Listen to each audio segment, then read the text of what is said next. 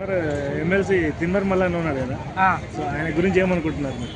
So ఆయన పాలన ఆయన ఒక స్టార్టింగ్లో ఒక యాంకరు, తర్వాత యూట్యూబరు యజమాని, తర్వాత ఒక పార్టీ పెట్టడానికి ప్రయత్నం చేసిండు, వీలనం చేసిండు. ఏదో ఆయన మెల్లమెల్లగా ఎదగాలని చెప్పేసి ఎదుగుతున్నాడు. ఎమ్మెల్సీ కూడా అయ్యిండు మొన్న పార్టీలోకి వెళ్ళి తీసేసారు కదా. పార్టీలోకి వెళ్ళి కాంగ్రెస్ పార్టీలోకి వెళ్ళి ఎమ్మెల్సీ టికెట్ ఇచ్చారు. ఎమ్మెల్సీ గెలిచిన తర్వాత కూడా ఇప్పుడు పార్టీకి వెళ్ళి తీసేసారు కదా. అంటే ఆయనకి ఏంటంటే కొంత తన అభిప్రాయం బయటికి తెలియజేసే ఒక తత్వం ఉంది ఆయనకి.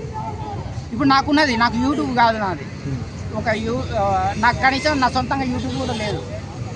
మీలాంటి వాళ్ళకు చెప్తా ఏదైనా చెప్పాలంటే. కానీ ఆయన ఒక యూట్యూబ్ ద్వారా ఆయన ఏం మాట్లాడినా కానీ కొన్ని లక్షల మందికి వెళ్ళిపోతుంది. అందు గురించి అది ప్రభుత్వానికి మళ్ళీ వచ్చే ఎన్నికల వరకు మా ప్రభుత్వం ఎక్కడ కూలిపోతుందో అనే భయంతో కొంత ఆయన మీద చర్య తీసుకోవాలనే ప్లాన్లో చేస్తున్నారేమో.